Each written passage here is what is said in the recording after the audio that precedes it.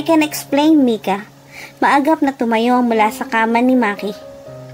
Inayos niya ang sarili habang hindi binibitiwan ang tingin ng babaeng nakatayo sa pintuan. Mika looked shocked. Hindi nito nagawang magsalita habang ang mga mata ay nakapako sa eksenang nadatngan sa loob ng silid tulugan. Si Maki na nakapatong sa babaeng halos wala ng damit at nagpapalitan ng mapupusok na halik. It's not what you think it is. Sinubukan niyang muling magpaliwanag dito. Subalit na natili pa rin itong walang kaimik-imik. Sinubukan niyang lumapit sa babae. Subalit maagap na umatras ito sa kanya. He was stung by her intimidate reaction. Mika, muling nagtangka siyang magpaliwanag, ngunit iniiwas nito ang mga mata sa kanya at itinuon ang paningin sa babaeng na nanatili pa rin nakahiga sa kama. Sinundan niya ang tingin nito at tila gusto niyang sipain ang sarili dahil doon. What made him think na sincero ang ex-girlfriend niya nang sabihin nitong gusto lang nitong makipag-uusap sa kanya? But he was an even bigger fool for being weak with a beautiful woman. His gaze went back to his still shocked wife. Ang maputi nitong kutis ay naging maputla dahil sa nasaksihan. Her wide-rimmed glasses perched on her nose abdominally at ang mahaba nitong buhok na halos abot hanggang sa baywang nito ay maayos na nakatali sa likuran nito. Hindi na niya pinansin ang maluwang at baduy nitong pananamit. Mika had a beautiful and classic face. Her cheekbones, straight nose, kissable lips, and deep-set eyes na napapanumutian ng mahabang tilik. Those attributes of her didn't go amiss to Maki's observant nature. Can we stop this pretense, please? It's starting to bore me. Anong babae nakahiga sa kama. She even stretched her long, slim legs on the bed. Nagbalik ang isip ng lalaki sa hinaharap na dilema. Rose and his ex never failed to make a scene when need to be. Kahit na ito pa ang nasa mali. Excuse me. Sa unang pagkakataon mula nang mahuli sila nito sa compromising situation ay narinig niya ang tinig ng asawa. Her voice trembled with suppressed emotion. His instinct made him go near her. Subalit nakita niya na ginawa nitong pag-atras. Pinigil niya ang sarili at sa halip ay nanatili sa kinatatayuan. Hindi ko alam kung tanga ka ba o nagtatanga-tangahan lang. Mika, can't you see? We're having a great time until you came. Malanding balik ni Rose andito. Rose, stop it. Saway niya sa dalagang nakahiga. Hindi niya nais palakihin pa ang sitwasyon sa ginagawa nito. He turned his attention to his wife. Mika, hayaan mo ako magpaliwanag. Pakiusap niya. Understand what? There was an accusation in her eyes when she looked at him and it hit him hard on the gut. Kahit anong paliwanag niya ay guilty talaga siya. Understand na masaya sa akin si Maki. Hindi ka naman ipagpapalit at maghahanap ng ibang asawa mo. Kung masaya siya sa'yo, right? Sambad muli ni Rose Ann. Kaya hindi nasagot ang lalaki ang tanong ni Mika. Nagawa ka nitong makatayo at lumapit sa pwesto niya nang hindi niya namamalayan. Pinulupot nito ang mga braso sa kanyang balikat. Stop this, Rose. Pinilit niyang kalasin ang mga braso nito. Subalit mapilit ang pagkakapit nito sa kanya. He watched as Mika's face turned a shade lighter again. This is too much. Mahinang bulong nito bago nagmamadaling tumakbo palabas sa silid. Mika! Sabay ng pagtawag niya sa pangalan nito ay winaksi niya ang mga braso ng dating nobya. Hahabulin sana niya ito. Hindi lang niya narinig ang pagpipigil ng babae. Don't dare walk out on me, Maki. Maautoridad na tinig na utos nito. Napahinto siya sa binabalak at napalingon dito. What did is Devious Rose? Kinakailangan niyang pigilan ang galit na nadarama sa ginawa ng dating nobya sa kanyang asawa. Devious na kung devious, Maki. I don't care. Una kang naging akin siyang nang-agaw.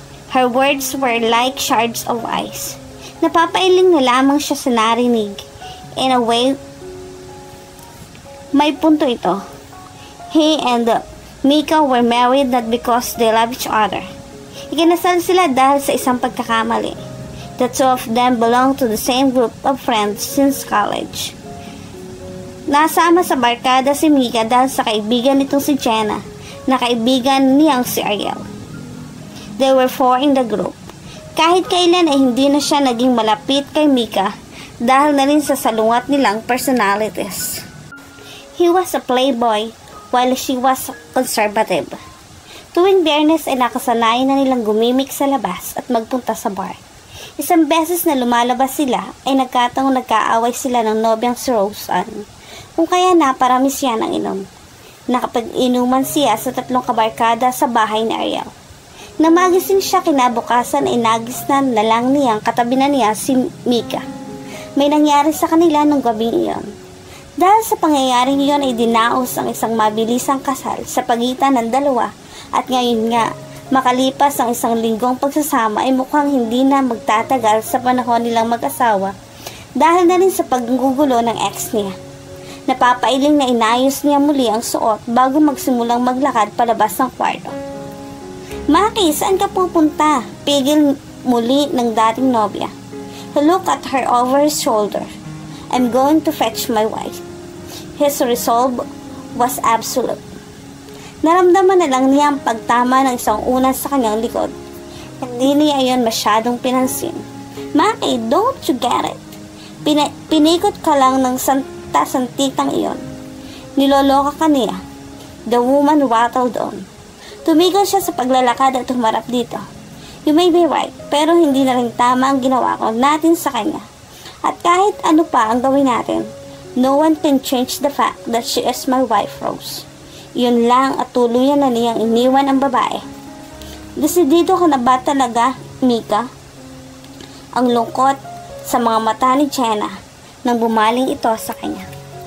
Hindi napigilan ni Mika ang muling paghagulhol sa harapan nito.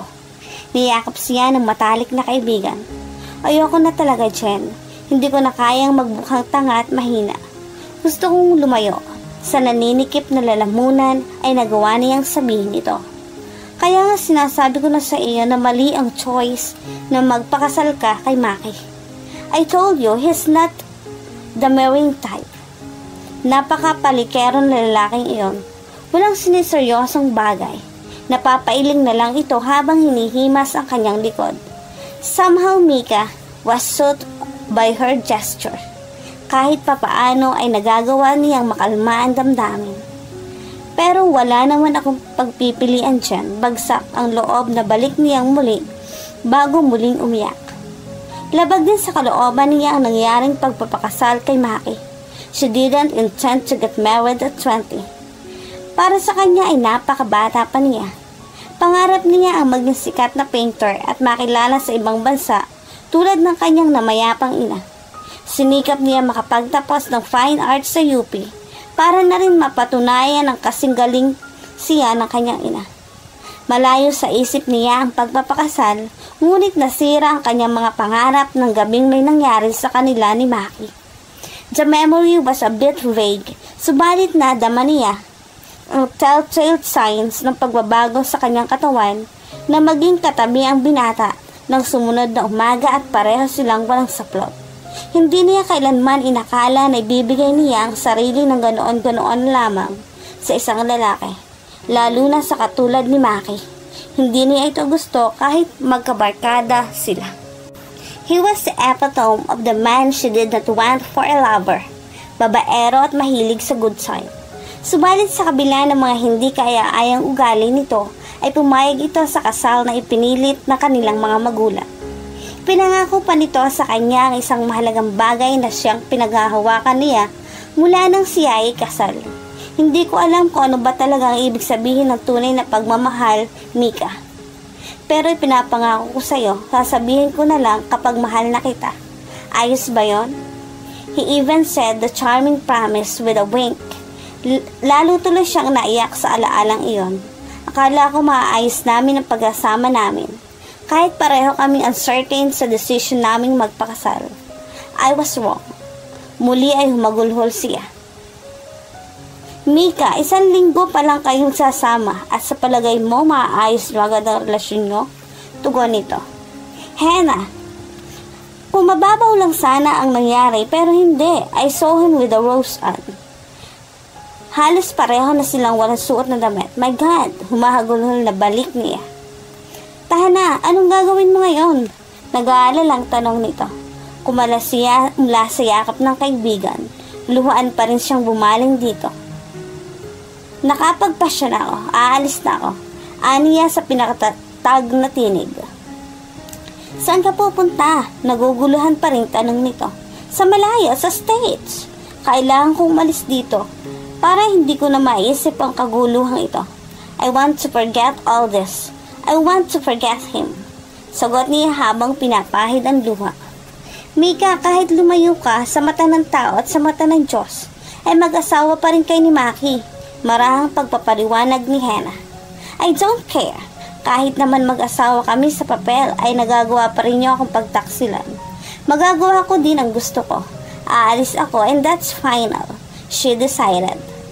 Nang sumunod na umaga ay hindi na siya nag-abalang magtagal sa bahay ng kaibigan. Umuwi siya sa bahay ng kanyang ama para magpaalam. Hindi nito kinwestiyon ang desisyon niya. Nakasakay na siya sa eroplano nang maramdaman ang lungkot na biglang lumukob sa kanya. He didn't even try to find me. I'm really a mistake. Our marriage was really a big mistake. And with that thought lingering in her mind, she fell asleep.